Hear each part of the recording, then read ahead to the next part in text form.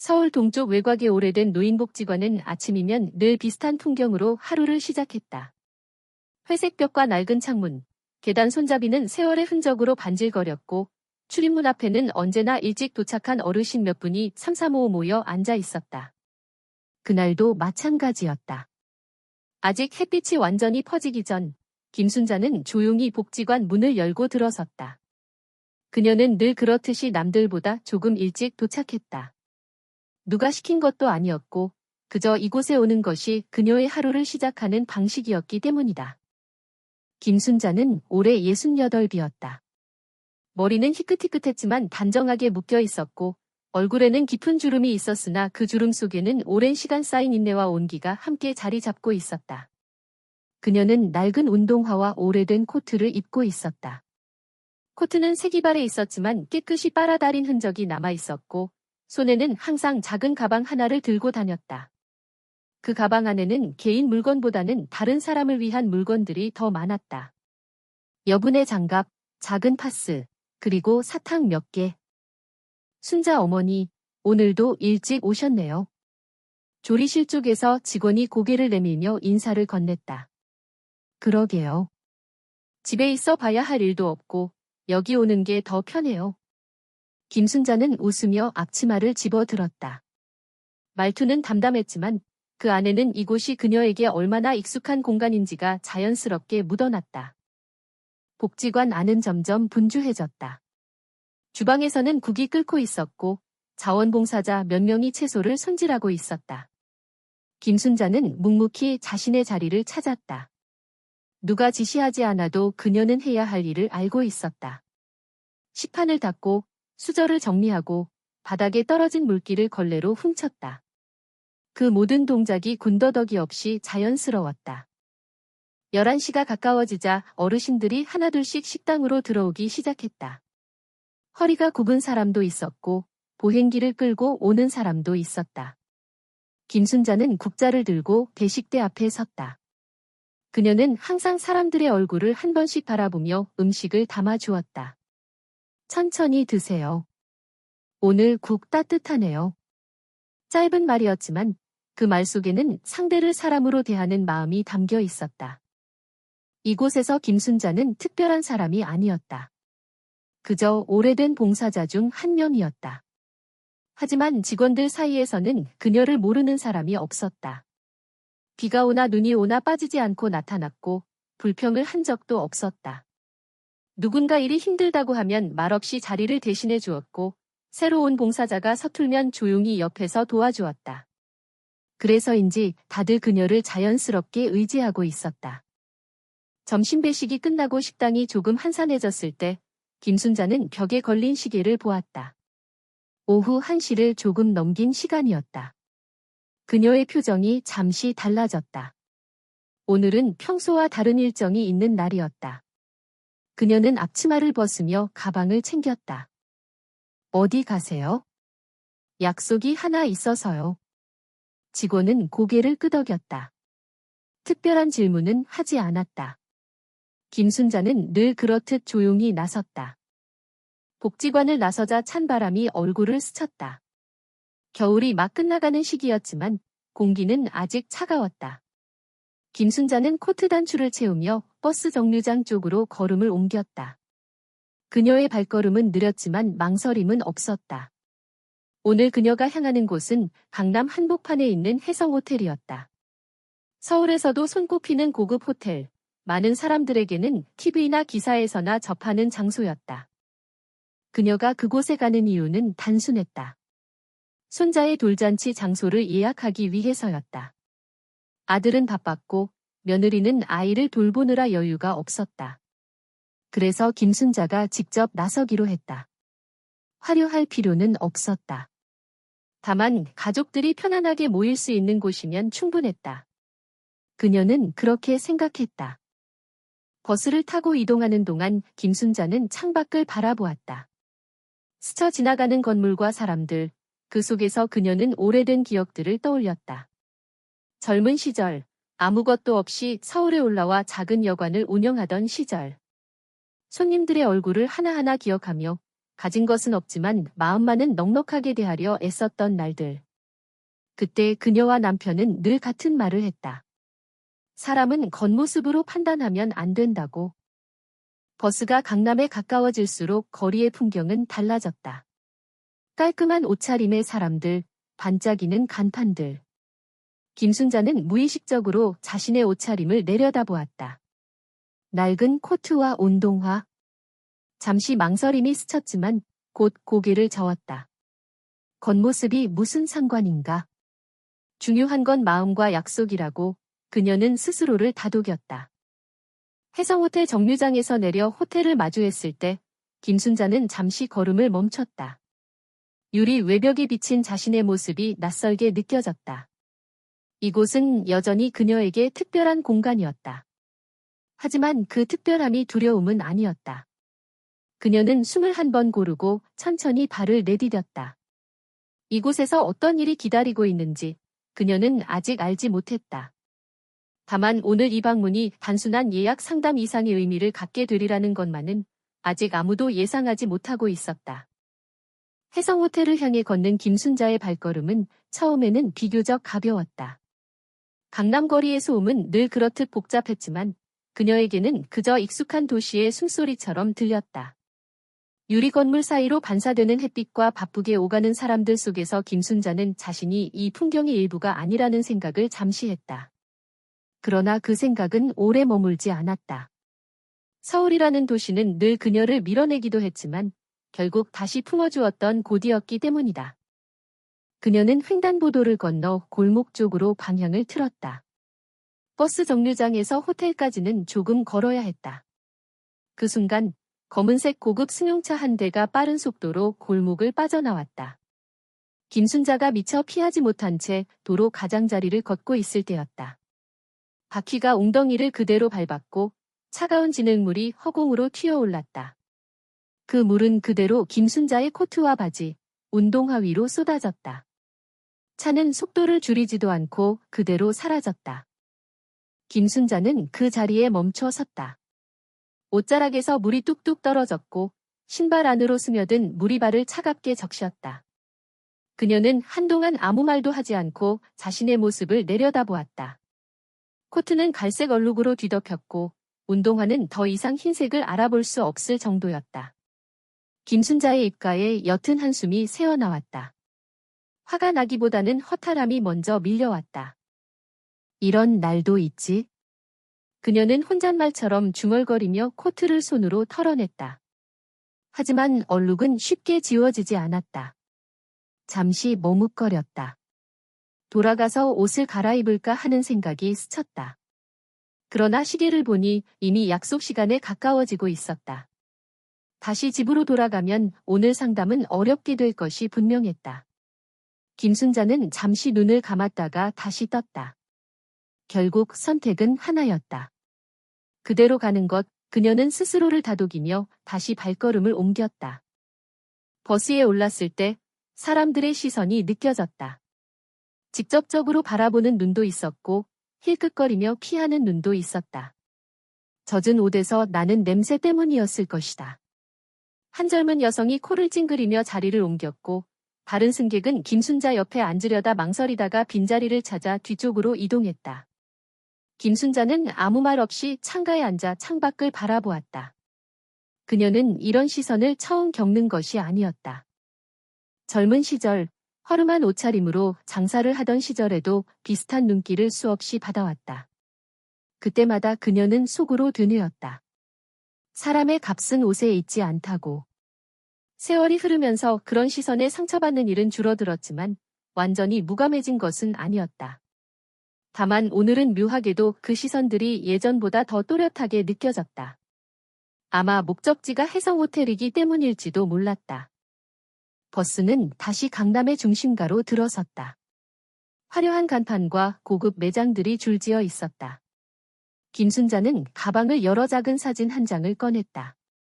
손자의 사진이었다. 통통한 볼과 또렷한 눈, 사진 속 아이는 해맑게 웃고 있었다. 그 모습을 보자 김순자의 굳어있던 표정이 조금 풀렸다. 오늘 이곳에 오는 이유는 분명했다. 다른 어떤 시선보다 이 아이의 웃음이 더 중요했다. 버스에서 내려 다시 호텔 쪽으로 걸음을 옮겼다. 가까이서 본 해성호텔은 여전히 압도적인 분위기를 풍기고 있었다. 자동문 앞에는 정장을 입은 사람들이 자연스럽게 드나들고 있었고 문 옆에는 보안요원이 서 있었다. 김순자는 잠시 숨을 고른 뒤 안으로 들어갔다. 회전문이 돌아가며 그녀를 안으로 밀어 넣었다. 로비에 들어선 순간 그녀는 공간이 주는 온도 차이를 느꼈다. 바깥의 차가운 공기와 달리 로비 안은 따뜻했지만 그 따뜻함이 모두에게 열려있는 것 같지는 않았다. 대리석 바닥은 반짝였고 천장에서는 은은한 조명이 내려오고 있었다. 곳곳에 앉아있는 사람들은 깔끔한 옷차림에 여유로운 표정이었다. 김순자의 젖은 운동화가 바닥에 남기는 자국은 그 풍경과 어울리지 않았다. 그녀는 프런트 쪽으로 천천히 걸어갔다. 발걸음마다 젖은 신발에서 나는 소리가 조용한 로비에 작게 울렸다. 몇몇 사람들이 고개를 들어 그녀를 바라보았다. 호기심과 불편함이 섞인 시선이었다. 김순자는 그 시선을 외면하지도 맞서지도 않았다. 그저 앞으로 걸었다. 프런트 직원 중 한 명이 그녀를 보았다. 직원의 눈이 잠시 머뭇거렸다. 김순자는 그 앞에 섰다. 행사 예약 상담하러 왔습니다. 그녀의 목소리는 차분했다. 직원은 잠시 김순자의 옷차림을 훑어본 뒤 형식적인 미소를 지었다. 그러나 그 미소에는 온기가 없었다.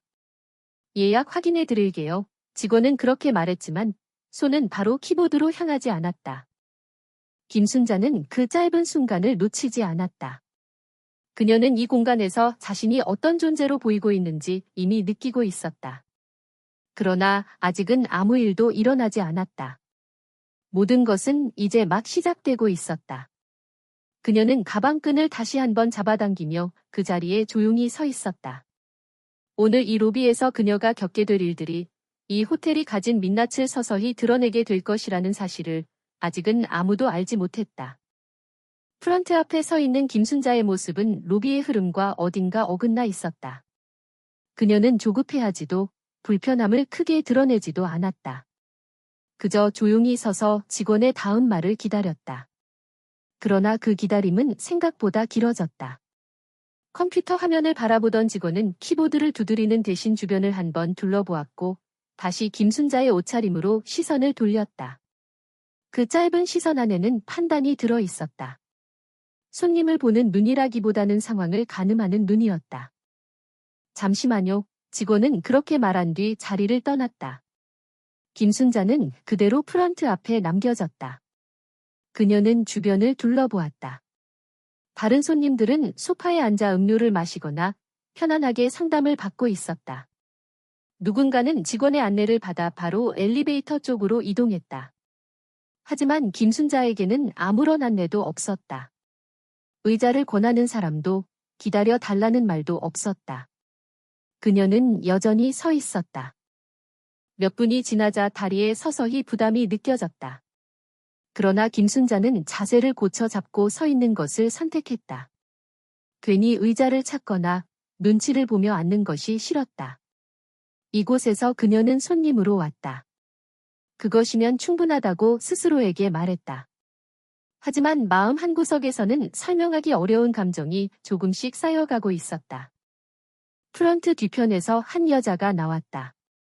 깔끔하게 묶은 머리, 단정한 정장 차림, 목에 걸린 명찰에는 윤지아라는 이름이 적혀 있었다. 그녀는 프런트 팀장이었다. 윤지아는 상황을 한눈에 파악했다. 젖은 코트, 더러워진 운동화, 조용히 서 있는 노년의 여성. 그녀의 눈에 김순자는 처리해야 할 문제에 가까웠다. 윤지아는 미소를 지었지만 그 미소는 자동적으로 만들어진 것이었다. 무슨 일로 오셨어요? 윤지아가 물었다. 행사 예약 상담입니다. 오후 2시에 약속이 있습니다. 김순자의 대답은 짧고 명확했다.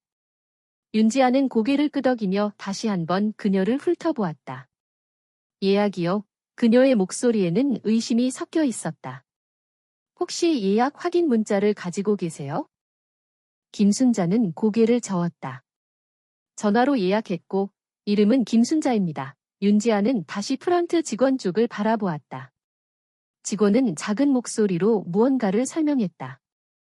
윤지아는 잠시 듣고 있다가 고개를 끄덕였다. 예약은 있긴 하네요. 그녀는 그렇게 말했지만 말투에는 여전히 거리감이 있었다. 다만 지금 담당자가 다른 손님을 보고 있어서요.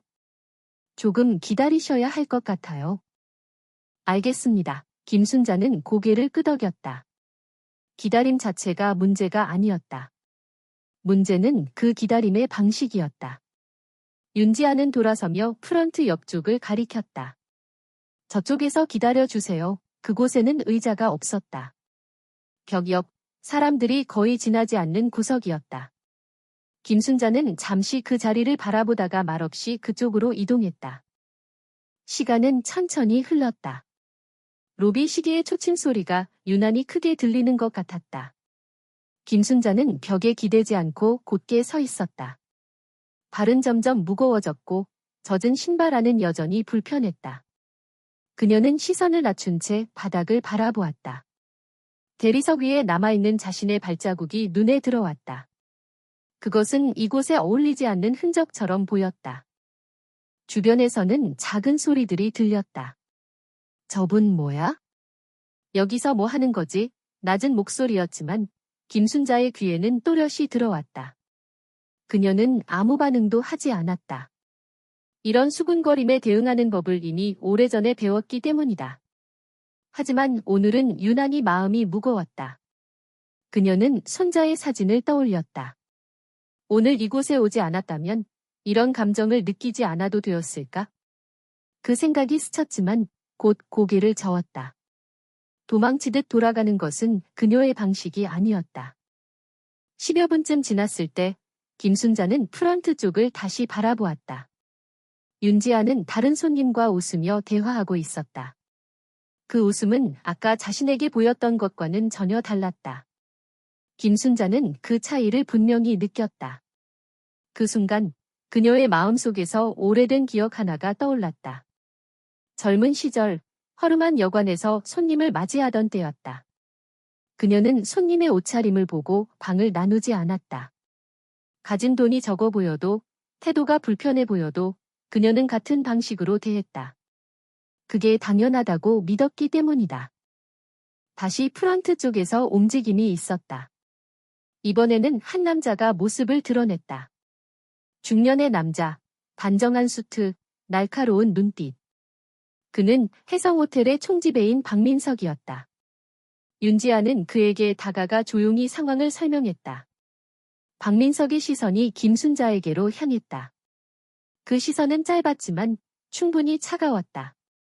그는 잠시 생각하는 듯하더니 프런트 쪽으로 걸어왔다. 무슨 문제입니까? 박민석이 물었다. 행사 예약 상담하러 오셨다고 합니다. 윤지아가 대답했다. 박민석은 김순자를 다시 한번 위아래로 훑어보았다. 그의 표정에는 감정이 거의 없었다.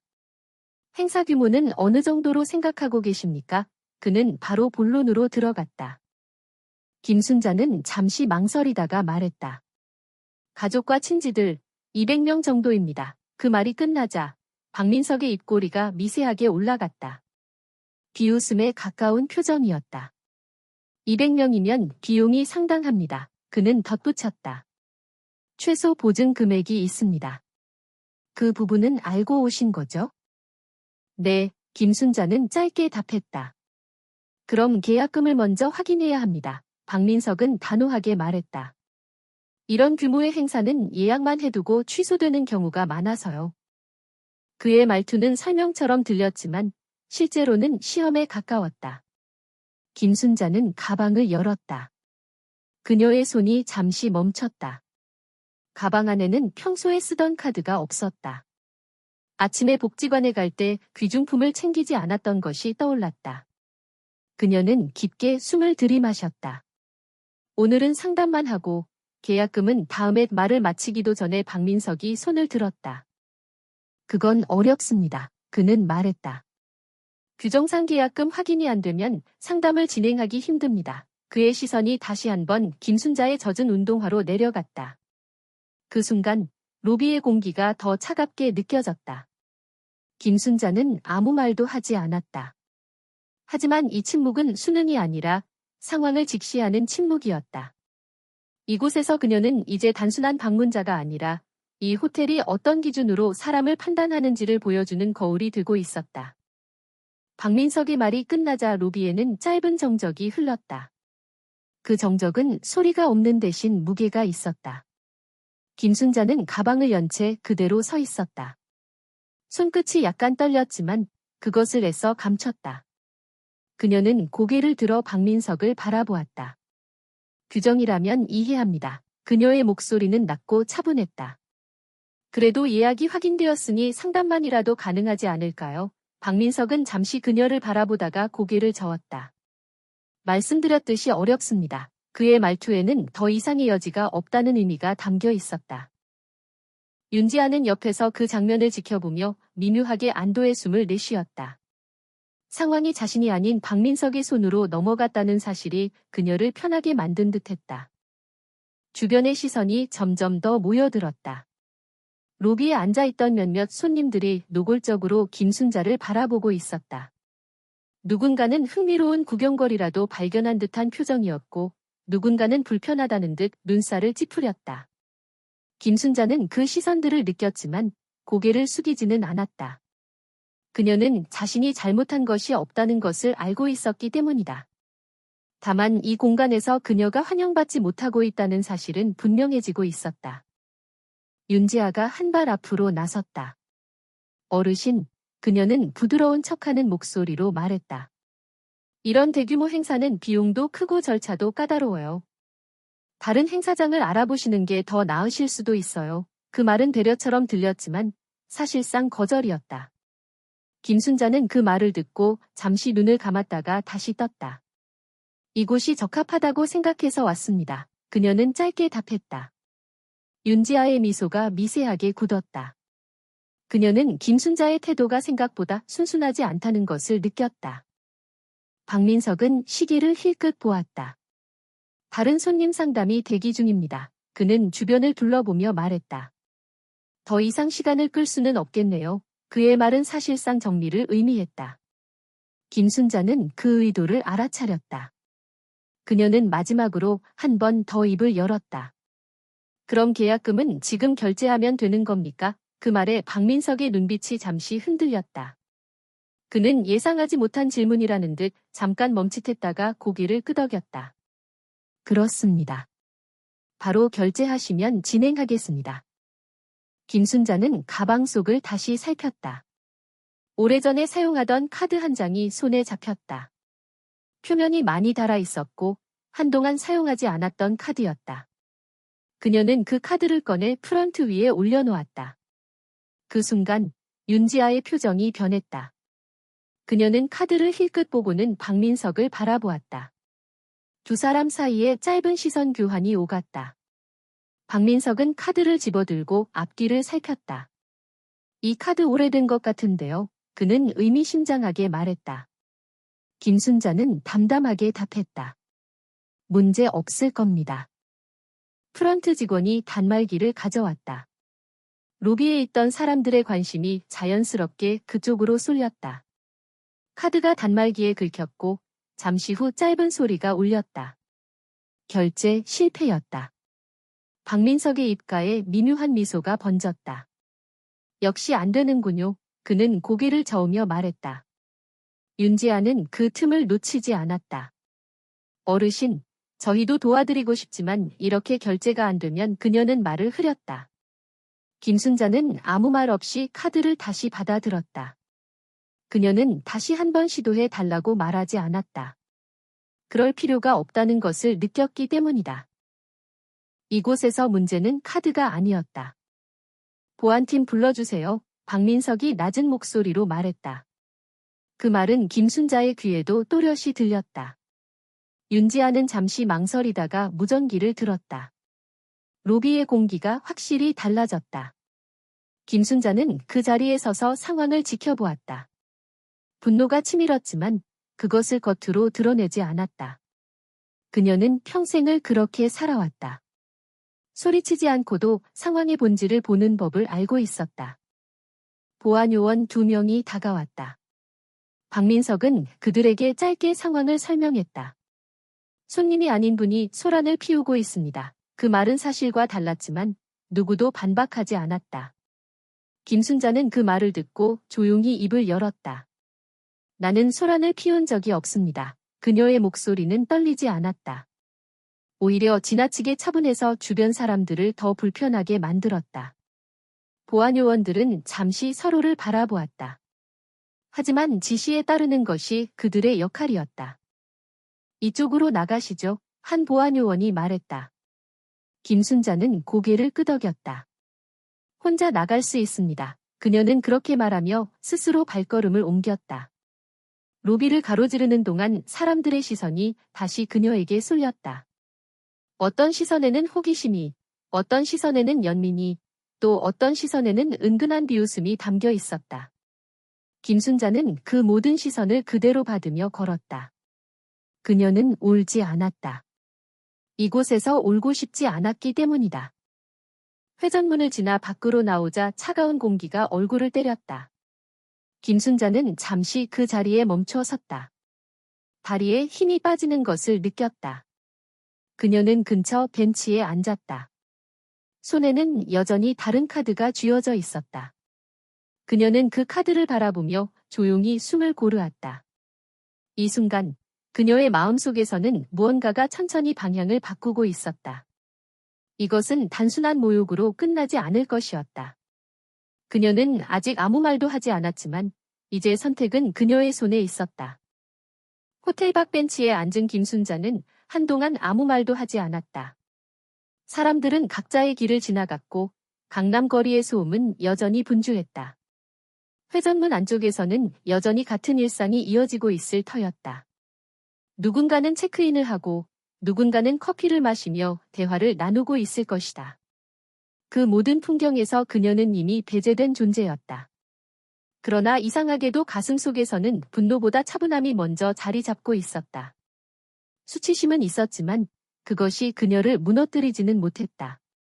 오히려 오래전 마음속 깊은 곳에 묻어두었던 생각 하나를 다시 끌어올리고 있었다.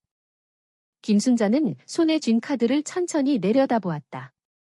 표면이 닳고 색이 바랜 카드였다. 한때는 이 카드가 그녀에게 너무 많은 의미를 가졌었다. 필요할 때 쓰기보다는 혹시라도 누군가에게 보일까 봐 조심스럽게 지갑 깊숙이 넣어두던 카드였다. 세월이 흐르면서 그 카드의 존재조차 잊고 살았다. 오늘 이렇게 바닥에 떨어지고 거부당하고 의심의 대상이 될 줄은 예상하지 못했다. 그녀는 카드에서 시선을 떼고 호텔 정문을 바라보았다. 유리문 너머에서 보안요원이 다시 제자리를 지키고 있었다. 아까 그녀를 향해 손짓하던 그 사람과 같은 인물이었다. 김순자는 깊게 숨을 들이마셨다. 몸은 피곤했고 다리는 여전히 묵직했지만 정신은 이상하리만큼 또렷했다. 이 상황을 그냥 넘길 수도 있었다. 집으로 돌아가 아들에게 아무 일 없었다고 말하고 다른 장소를 알아볼 수도 있었다. 누구도 그녀를 탓하지 않을 것이다. 오히려 많은 사람들이 그녀의 선택을 이해해 줄지도 몰랐다. 하지만 김순자는 그 길을 선택하지 않았다. 오늘 자신이 겪은 일이 단지 개인적인 불운이 아니라는 것을, 이 공간이 어떤 기준으로 사람을 대하는지를 보여주는 장면이라는 것을 그녀는 알고 있었다. 그때 누군가가 조심스럽게 다가왔다.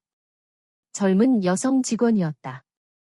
해성호텔 유니폼을 입고 있었지만 프런트에 서 있던 직원들과는 달랐다.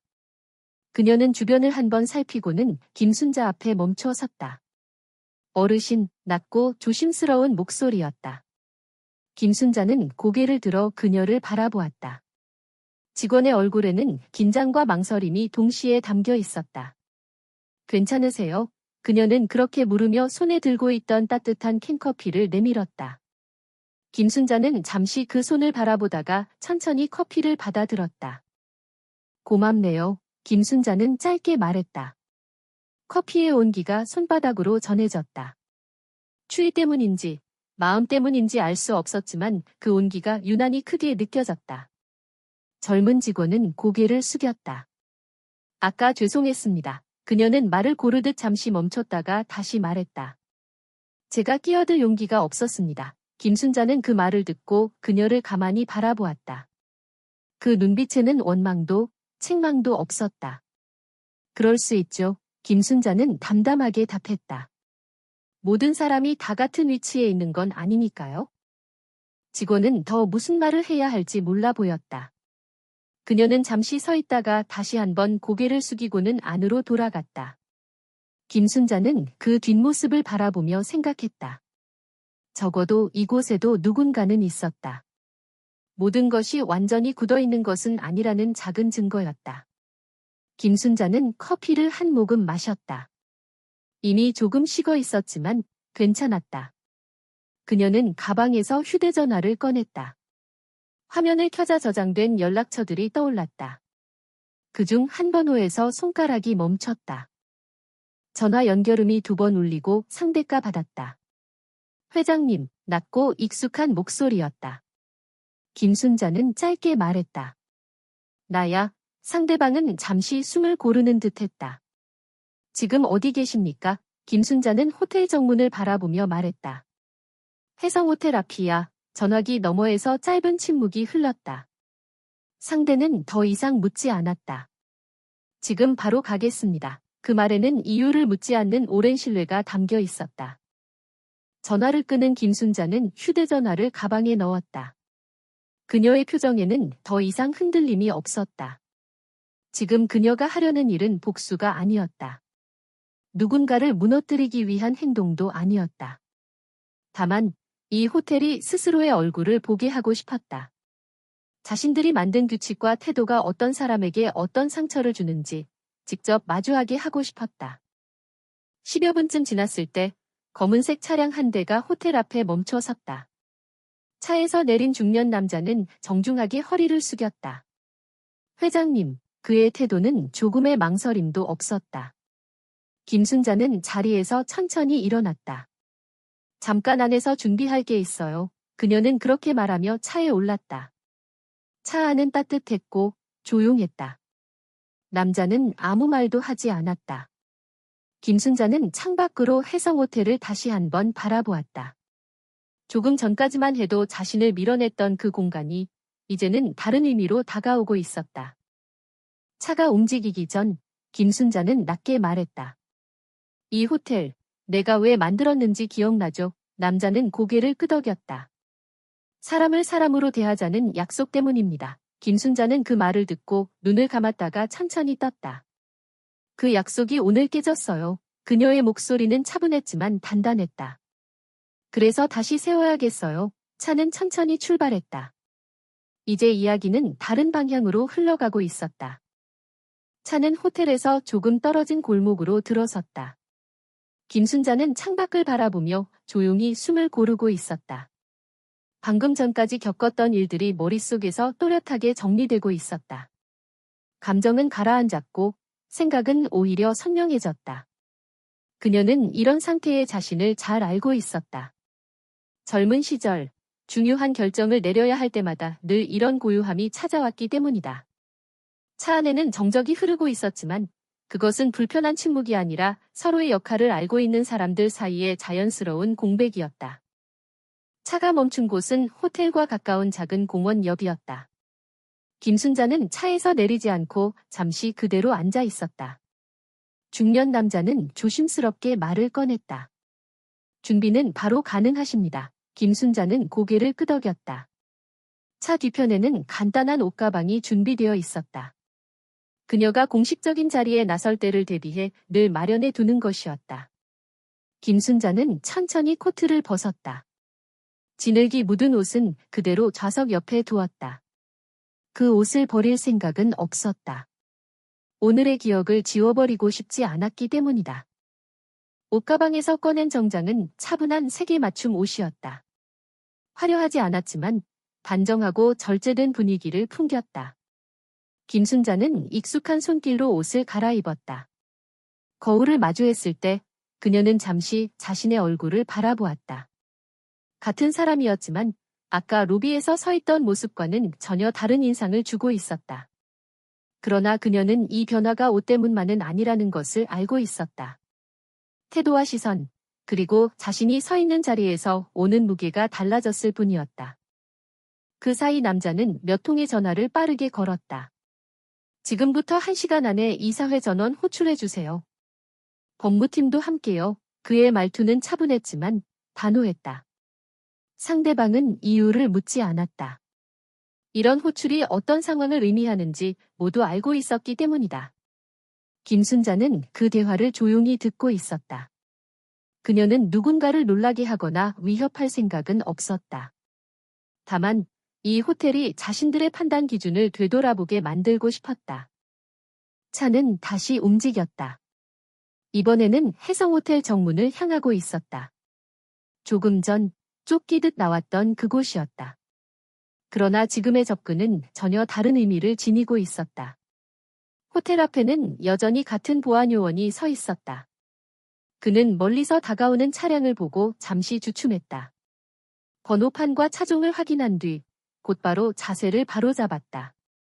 차가 멈추자 그는 즉시 문 쪽으로 다가왔다. 문이 열리고 김순자가 내렸다. 보안 요원의 표정이 순간 굳어졌다.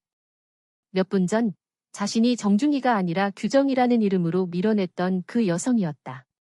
그러나 지금 그녀의 모습은 전혀 달랐다. 단정한 정장, 흔들림 없는 시선, 그리고 말없이 주변을 살피는 태도. 보안 요원은 무언가를 직감한 듯 입을 열지 못했다. 김순자는 그를 바라보지 않았다. 그럴 필요가 없었기 때문이다. 호텔 안쪽에서는 이미 변화가 감지되고 있었다. 정문 앞에 멈춰 선 검은 차량들이 하나둘 늘어나고 있었다. 차에서 내리는 사람들은 모두 비슷한 분위기를 풍기고 있었다. 중후한 정장 차림, 빠르지만 흐트러지지 않은 걸음, 그리고 서로에게 고개를 숙이며 인사하는 모습. 해성그룹의 이사진과 핵심 임원들이었다. 그들은 호텔 앞에 줄을 서듯 모였고 자연스럽게 한 방향을 향해 시선을 모았다. 김순자가 그들 앞에 섰다. 누구도 큰 소리로 말하지 않았다. 그 대신 동시에 허리를 숙였다. 회장님, 낮지만 또렷한 인사가 정문 앞에 울렸다. 그 소리는 유리문을 통과해 로비 안쪽까지 퍼져나갔다. 로비에 있던 직원들과 손님들은 그 순간 발걸음을 멈췄다. 누군가는 무슨 일이 벌어지고 있는지 이해하지 못한 채 고개를 내밀었고, 누군가는 그 장면이 의미하는 바를 직감적으로 알아차렸다. 프런트 뒤쪽에서 상황을 지켜보던 박민석과 윤지아의 얼굴이 동시에 굳어졌다. 박민석은 창밖을 보고는 눈을 크게 떴다. 설마 그의 말은 끝까지 이어지지 않았다. 윤지아는 손에 쥔 서류를 떨어뜨렸다. 그녀의 머릿속에서 조금 전 로비에 서 있던 김순자의 모습과 지금 정문 앞에 서 있는 인물이 겹쳐졌다. 두 모습이 같은 사람이라는 사실을 받아들이기까지 그녀는 몇 초가 필요했다. 회전문이 열렸다. 김순자가 천천히 로비 안으로 들어섰다. 그녀의 구두 소리가 대리석 바닥 위에 분명하게 울렸다. 아까는 젖은 운동화 소리가 불편함을 남겼다면 지금의 소리는 공간 전체를 정돈하는 듯했다. 로비 안의 공기가 단숨에 달라졌다. 직원들은 본능적으로 자세를 바로잡았고 손님들은 무언가 중요한 순간을 목격하고 있다는 것을 느꼈다. 김순자는 프런트 앞에 멈춰 섰다. 박민석과 윤지아는 그 앞에 서 있었지만 방금 전과는 전혀 다른 표정이었다. 박민석의 얼굴에서는 자신감이 사라지고 긴장과 당혹이 드러나 있었다. 윤지아는 고개를 들지 못한 채 손을 모으고 있었다. 김순자는 그들을 바라보며 잠시 아무 말도 하지 않았다. 그 침묵은 길지 않았지만 충분히 무거웠다. 아까 김순자가 입을 열었다. 목소리는 낮고 또렷했다. 여기서 나를 손님이 아니라고 했죠. 박민석의 얼굴이 더 창백해졌다. 김순자는 말을 이었다. 지금도 그렇게 생각합니까? 그 질문은 단순했지만 피할 수 없었다. 로비 안의 모든 시선이 두 사람에게 쏠렸다. 이 순간 그들이 어떤 대답을 하느냐에 따라 단순한 해프닝이 될지 아니면 이 호텔의 근본이 흔들릴지가 결정될 상황이었다. 로비 안은 숨을 죽인 듯 고요했다. 김순자의 질문이 공기 속에 머무는 동안 누구도 쉽게 입을 열지 못했다. 박민석은 잠시 입술을 달싹이다가 시선을 피했다. 그의 머릿속에서는 방금 전까지의 장면들이 빠르게 스쳐 지나가고 있었다. 젖은 코트, 더러워진 운동화, 결제가 거절되던 순간 보안요원을 부르라고 지시하던 자신의 목소리. 그 모든 기억이 지금 이 순간과 겹쳐지며 무거운 압박으로 내려앉았다. 그는 관리자로서 수많은 상황을 처리해왔지만 지금처럼 판단의 근거 자체가 무너지는 순간은 처음이었다. 윤지아는 고개를 깊이 숙인 채 아무 말도 하지 못했다. 그녀의 손은 미세하게 떨리고 있었다. 조금 전까지만 해도 자신이 옳다고 믿었던 판단들이 지금은 모두 변명처럼 느껴졌다. 규정, 이미지, 호텔의 격, 그녀가 반복해왔던 단어들은 김순자의 차분한 시선 앞에서 힘을 잃고 있었다. 로비 한쪽에서는 직원들이 조심스럽게 숨을 고르며 이 장면을 지켜보고 있었다. 손님들 또한 휴대전화를 내려놓은 채 이 공간에서 무언가 중요한 일이 벌어지고 있음을 직감하고 있었다. 김순자는 두 사람을 바라보다가 시선을 옮겨 로비 전체를 천천히 훑었다. 이곳은 그녀에게 낯설면서도 낯설지 않은 공간이었다. 처음 호텔을 세우겠다고 결심했을 때 그녀와 남편은 바로 이런 로비를 상상했다. 화려함보다 안정감, 위압감보다 편안함이 느껴지는 공간. 누구든 문을 열고 들어오면 잠시 숨을 돌릴 수 있는 곳. 그러나 지금 그녀의 눈앞에 있는 로비는 그 이상과는 거리가 있어 보였다. 대답이 어려운가요? 김순자가 다시 입을 열었다. 목소리는 여전히 낮았지만 질문은 더 분명해졌다. 박민석은 더 이상 피할 수 없다는 것을 깨달았다. 그는 한 발 앞으로 나섰다. 회장님, 그가 입을 열자 주변에서 미세한 움직임이 일어났다. 누군가는 숨을 들이마셨고 누군가는 고개를 더 숙였다. 아까 상황에 대해 제 판단이 잘못되었습니다. 그의 말은 조심스러웠다. 사과와 해명의 경계에 서 있는 말이었다. 김순자는 고개를 끄덕이지도 고개를 저어 보이지도 않았다. 잘못되었다는 걸 무엇으로 판단했습니까? 그녀는 물었다. 박민석은 잠시 말문이 막혔다. 그는 그 질문이 단순히 형식적인 사과를 원하지 않는다는 것을 느꼈다. 손님을 외형으로 판단한 점, 규정을 이유로 배려하지 못한 점 그는 말을 이어갔다. 그러나 말이 끝날수록 자신의 목소리가 점점 작아지는 것을 느꼈다. 그 이유는 분명했다. 그는 여전히 규정이라는 말 뒤에 숨고 있었기 때문이다. 김순자는 박민석을 잠시 바라보다가 윤지아 쪽으로 시선을 옮겼다. 당신은 어떻습니까? 윤지아는 깜짝 놀라 고개를 들었다. 그녀의 눈에는 두려움과 혼란이 뒤섞여 있었다. 그녀는 잠시 말을 멈췄다가 천천히 입을 열었다. 저는 손님을 보호한다는 명목으로 호텔을 보호하려 했습니다. 그녀의 말에는 여전히 자신을 합리화하려는 흔적이 남아 있었다. 김순자는 그 말을 조용히 들었다. 호텔을 보호한다는 건 김순자가 말했다. 사람을 밀어내는 것입니까? 그 질문은 공격적이지 않았지만 날카로웠다. 윤지아는 아무 말도 하지 못했다. 김순자는 다시 로비를 둘러보며 말을 이었다. 이 호텔은 누군가를 배제함으로써 지켜지는 곳이 아닙니다. 그녀의 말은 특정인을 향한 것이 아니라 공간 전체를 향한 선언처럼 들렸다. 그때 로비 입구 쪽에서 사람들이 움직였다. 이사진과 임원들이 하나둘 안으로 들어오고 있었다. 그들은 자연스럽게 김순자 뒤쪽에 섰다. 누구도 앞서지 않았다. 그 모습은 이 공간의 권력 구조가 어디에 있는지를 명확히 보여주고 있었다. 김순자는 뒤를 돌아보지 않았다. 그녀는 그들이 있다는 사실을 이미 알고 있었다. 오늘 있었던 일은 개인적인 문제가 아닙니다. 김순자가 말했다. 한 사람의 판단으로 끝낼 수 있는 일도 아니고요. 그녀는 잠시 말을 멈췄다가 다시 이어갔다. 이 호텔이 어떤 기준으로 사람을 대하고 있는지 오늘 그대로 드러났습니다. 그녀의 시선이 다시 박민석과 윤지아에게로 돌아왔다.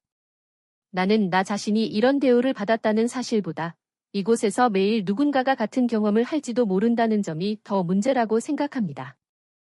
로비 안의 공기가 다시 한번 무거워졌다. 직원들 중 몇 명은 고개를 숙인 채 손을 꼭 쥐고 있었다. 자신들도 모르게 같은 기준으로 손님을 대했던 기억이 떠오른 듯했다. 김순자는 그들의 반응을 놓치지 않았다. 그녀는 특정 개인을 처벌하는 것보다 이 공간의 분위기와 습관이 어떻게 형성되어 왔는지를 바꾸고 싶었다. 그래서 김순자가 말했다. 지금부터 내가 묻는 말은 변명이 아니라 선택에 관한 것입니다. 그녀는 박민석을 바라보았다. 당신은 이 호텔을 어떤 곳으로 만들고 싶습니까? 그 질문은 직책이 아닌 사람에게 던지는 질문이었다. 박민석은 이번에는 시선을 피하지 않았다. 그는 잠시 생각한 뒤 말했다. 누구든 존중받을 수 있는 곳으로 만들고 싶습니다. 그 말에는 이전보다 진심이 담겨 있었다. 김순자는 윤지아를 바라보았다. 당신은요? 윤지아는 잠시 숨을 고른 뒤 말했다. 저도 같은 선택을 하겠습니다. 그녀의 목소리는 여전히 떨렸지만 도망치지는 않았다. 김순자는 그 대답을 듣고 잠시 침묵했다. 그리고 천천히 고개를 끄덕였다. 그 선택에는 책임이 따릅니다. 그녀는 덧붙였다. 말로 끝나지 않도록. 그 순간 이 로비는 더 이상 단순한 호텔의 공간이 아니었다. 누군가의 지위가 바뀌고 누군가의 판단이 시험대에 오르는 장소가 되었다. 그리고 이 이야기는 아직 끝나지 않았다. 지금 이 순간은 단지 방향을 정하는 지점일 뿐이었다. 김순자는 잠시 말을 멈춘 채 로비 한가운데 서 있었다. 그녀의 침묵은 더 이상의 꾸짖음보다 강한 압박으로 작용했다.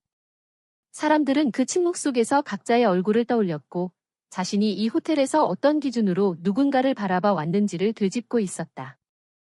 박민석과 윤지아 역시 마찬가지였다.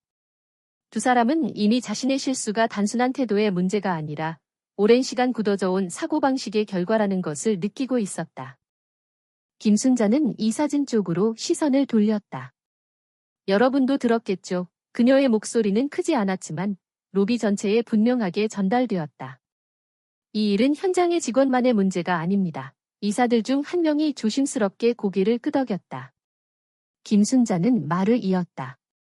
현장에서 이런 판단이 반복될 수 있었다는 건 위에서 그것을 묵인하거나 방치해왔다는 뜻입니다. 그 말에 몇몇 임원들의 표정이 굳어졌다. 숫자와 보고서 속에서는 보이지 않던 장면이 지금 이 로비에서 생생하게 펼쳐지고 있었기 때문이다. 그녀는 다시 프런트 쪽을 바라보았다. 오늘 있었던 일은 기록으로 남길 겁니다. 박민석의 눈이 순간 흔들렸다. 누군가를 망신 주기 위해서가 아니라 우리가 무엇을 바꿔야 하는지를 잊지 않기 위해서입니다. 김순자는 처벌이라는 단어를 꺼내지 않았다. 대신 책임과 변화라는 단어를 선택했다. 그것이 이 상황을 가장 정확하게 설명하고 있다고 생각했기 때문이다. 잠시 후 김순자는 박민석과 윤지아를 향해 말했다. 당신들은 오늘부터 다른 자리에서 일하게 될 겁니다. 그 말에 로비 안에서 작은 술렁임이 일었다. 박민석은 숨을 삼켰고 윤지아의 손이 다시 한번 떨렸다. 김순자는 말을 이어갔다. 해고는 아닙니다. 그 말에 두 사람의 눈빛이 잠시 흔들렸다. 대신 손님을 가장 가까이에서 마주하는 자리로 내려갈 겁니다. 그 의미를 이해하는 데는 오래 걸리지 않았다. 관리자가 아닌 현장의 한 구성원으로서 자신들이 판단했던 대상과 같은 눈높이에서 일하라는 뜻이었다. 그 자리에서 김순자는 덧붙였다. 오늘 당신들이 내게 했던 질문을 스스로에게 매일 던지길 바랍니다. 박민석은 고개를 숙였다. 그의 자존심은 이미 중요한 문제가 아니었다. 오히려 자신이 그동안 얼마나 많은 것을 보지 못하고 지나쳤는지가 더 크게 다가왔다. 윤지아 역시 아무 말 없이 고개를 숙였다. 그녀는 이 결정이 버리자 기회라는 것을 동시에 느끼고 있었다. 김순자는 로비 한쪽을 바라보았다. 그곳에는 아까 조심스럽게 커피를 건네주었던 젊은 직원이 서 있었다. 그녀는 상황을 지켜보며 어쩔 줄 몰라 하는 표정이었다. 김순자는 그녀를 향해 손짓했다. 직원은 잠시 망설이다가 앞으로 나왔다. 이름이 뭐죠? 김순자가 물었다. 이서연입니다. 그녀는 떨리는 목소리로 대답했다. 김순자는 고개를 끄덕였다. 아까 밖에서 내게 커피를 건넸죠? 서연은 고개를 숙였다. 네, 그냥 그게 맞는 것 같아서요. 김순자는 잠시 그녀를 바라보다가 말했다. 당신이 오늘 이 로비에서 가장 호텔다운 행동을 했습니다. 그 말에 서연의 눈이 크게 떠졌다. 주변 직원들 사이에서도 미묘한 변화가 일어났다. 누군가는 놀랐고 누군가는 부끄러워했다. 김순자는 이 장면이 오래 기억되기를 바랐다. 규정이나 매뉴얼보다 한 사람의 선택이 무엇을 바꿀 수 있는지 보여주고 싶었다. 앞으로 김순자가 말을 이었다. 이 호텔의 서비스 교육은 다시 만들어질 겁니다. 그녀는 이 사진을 바라보았다. 현장 경험 없이 책상에서 만든 기준은 더 이상 통하지 않습니다. 이사들 중 한 명이 조심스럽게 메모를 시작했다. 김순자는 고개를 끄덕였다. 그리고 나 역시 더 자주 현장에 나올 겁니다. 그 말은 선언이자 약속이었다. 이 호텔이 다시는 사람을 외형으로 판단하는 곳이 되지 않도록 그녀 자신도 책임을 지겠다는 의미였다. 로비 안의 분위기는 조금씩 달라지고 있었다. 처음의 긴장과 두려움 대신 무거운 각성이 자리 잡고 있었다. 직원들은 고개를 숙인 채 자신의 자리를 돌아보았고 손님들 역시 이 공간을 새롭게 바라보고 있었다. 해성호텔은 여전히 같은 건물이었지만 그 안에서 움직이는 사람들의 마음은 이미 이전과 달라지고 있었다. 김순자는 마지막으로 로비를 한 번 더 둘러본 뒤 천천히 말했다. 오늘 일은 여기서 끝이 아닙니다. 그녀의 목소리는 단호했다. 이곳이 어떤 호텔이 될지는 지금 이 자리에 있는 모든 사람이 앞으로 어떻게 행동하느냐에 달려 있습니다. 그녀는 그 말을 남기고 천천히 걸음을 옮겼다. 사람들은 자연스럽게 길을 열었다. 그 순간 이 로비는 단순한 통로가 아니라 변화의 시작점이 되고 있었다. 로비를 벗어난 김순자는 엘리베이터 대신 계단을 선택했다. 천천히 한 계단씩 올라가며 그녀는 이 건물이 품고 있는 시간들을 떠올렸다. 벽의 질감, 손잡이의 마모, 발소리가 울리는 간격까지 모두가 기억의 일부였다. 처음 문을 열던 날의 떨림, 첫 손님을 맞이하던 긴장, 그리고 작은 불만에도 귀 기울이겠다고 다짐하던 밤들이 겹쳐졌다. 오늘의 사건은 그 기억들 위에 또 하나의 선을 긋고 있었다. 지워야 할 선이 아니라 더 분명히 드러내야 할 선이었다. 회의실 문 앞에는 이미 몇 명의 임원이 기다리고 있었다. 서로 말을 아끼는 표정이었다. 김순자가 들어서자 모두 자리에서 일어났다. 그녀는 가볍게 손짓으로 앉으라고 하고는 중앙 자리에 섰다. 짧게 하겠습니다. 그녀의 말은 군더더기 없었다. 오늘 있었던 일은 단발성 사건이 아닙니다. 구조의 문제입니다. 임원들의 시선이 자연스럽게 그녀에게 모였다. 현장은 위에서 만든 기준을 그대로 반영합니다. 그러니 바꿔야 할 건 현장만이 아니라 기준입니다. 그녀는 자료를 꺼내지 않았다. 숫자도 제시하지 않았다. 대신 질문을 던졌다. 손님을 판단하는 첫 기준이 무엇입니까? 잠시 정적이 흐른 뒤 한 임원이 조심스럽게 말했다. 예약 여부와 결제 가능성입니다. 김순자는 고개를 저었다. 그건 절차입니다. 기준이 아닙니다. 그녀는 말을 이었다. 기준은 존중입니다. 존중이 선행되지 않으면 절차는 무기가 됩니다. 회의실의 공기가 바뀌었다. 누군가는 메모를 멈췄고 누군가는 고개를 숙였다. 회의는 길지 않았지만 방향은 분명했다. 서비스 현장을 다시 쓰고 교육을 재설계하며 관리자의 평가 항목에 현장 신뢰도를 포함시키기로 했다. 김순자는 마지막으로 말했다. 책임은 나에게서 시작합니다. 하지만 변화는 여러분 각자에게서 완성됩니다. 그 말은 명령이 아니라 동의의 요청처럼 들렸다. 임원들은 동시에 고개를 끄덕였다. 회의는 그렇게 끝났다. 그날 저녁, 로비는 평소보다 조용했다. 박민석은 벨데스크 옆에 서 있었다. 유니폼은 아직 어색했고 손의 위치도 자연스럽지 않았다. 그러나 그는 눈을 낮추고 손님들의 표정을 읽으려 애쓰고 있었다. 짐을 건네는 손의 무게, 말없이 고개를 끄덕이는 순간의 속도, 작은 감사의 말에 담긴 온도까지. 그는 오늘 하루 동안 수십 번 같은 질문을 스스로에게 던졌다. 지금 이 사람은 어떤 기분일까? 그 질문은 그를 이전과 다른 사람으로 만들고 있었다. 윤지아는 연회장 쪽에서 테이블을 정리하고 있었다. 접시의 위치를 바로잡고 물잔을 채우며 손님의 시선을 살폈다. 그녀는 손님의 요구를 예상하려 했었고 말 한마디를 건네기 전 잠시 멈췄다. 과거라면 규정부터 떠올렸을 상황에서 지금은 사람부터 보려고 했다. 한 손님이 작은 불편을 이야기하자 그녀는 변명 대신 사과부터 했다. 그 순간 손님의 표정이 누그러지는 것을 보고 윤지아는 처음으로 서비스의 본질을 체감했다. 이서연은 로비 한켠에서 새로운 역할을 안내받고 있었다. 그녀는 여전히 떨렸지만 눈빛은 또렷했다. 김순자의 말이 계속 마음에 남아 있었다. 가장 호텔다운 행동, 그 문장은 그녀에게 책임을 주었다. 용기가 특별한 순간에만 필요한 것이 아니라 매일의 선택 속에서 반복되어야 한다는 책임이었다. 서연은 그 책임을 회피하지 않겠다고 마음속으로 다짐했다. 밤이 깊어갈수록 호텔은 다시 일상의 리듬을 되찾았다. 그러나 그 리듬은 미세하게 달라져 있었다. 직원들의 인사는 조금 더 느렸고 눈맞춤은 조금 더 길어졌다. 손님들은 이유를 알 수 없었지만 이 공간이 이전보다 편안하다고 느꼈다. 변화는 그렇게 눈에 띄지 않게 스며들고 있었다. 김순자는 사무실 창가에 서서 도시의 불빛을 내려다보았다. 그녀는 오늘의 결정들이 모두 옳았는지 확신하지 않았다. 다만 피하지 않았다는 사실에는 후회가 없었다. 변화를 요구하는 일은 늘 불편을 동반한다. 그러나 불편을 감수하지 않으면 아무것도 바뀌지 않는다. 그녀는 책상 위에 놓인 낡은 카드와 블랙 카드를 나란히 두었다. 두 카드는 서로 다른 시간을 상징하고 있었지만 그녀에게는 같은 질문을 던지고 있었다. 사람을 어떻게 볼 것인가? 그때 전화가 울렸다. 짧은 보고였다. 교육 재설계 일정, 현장 점검 계획, 그리고 내일 아침 첫 회의 시간. 김순자는 전화를 끊고 창밖을 다시 보았다. 오늘은 끝이 아니었다.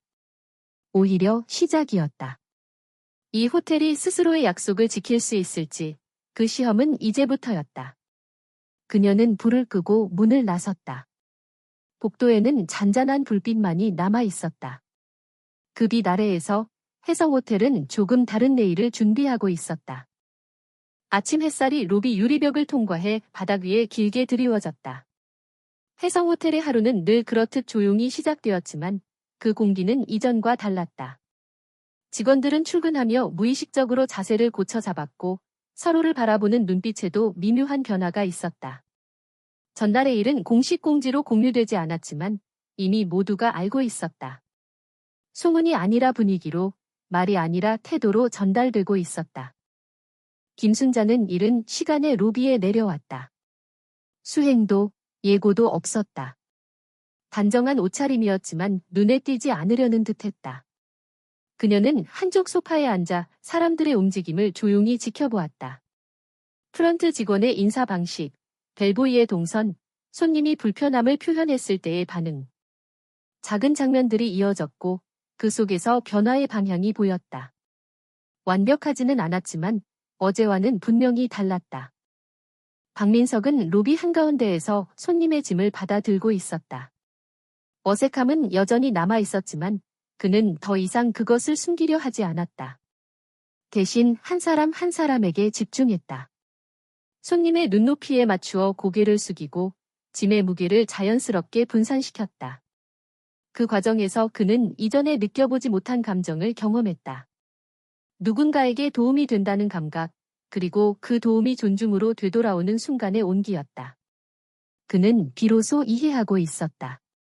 자신이 지키려 했던 격이란 사람을 낮추는 것이 아니라 사람을 세우는 데서 나온다는 사실을. 윤지아는 연회장 준비를 마치고 로비로 이동했다. 그녀는 프런트 앞에서 잠시 멈춰 서서 손님들의 흐름을 바라보았다.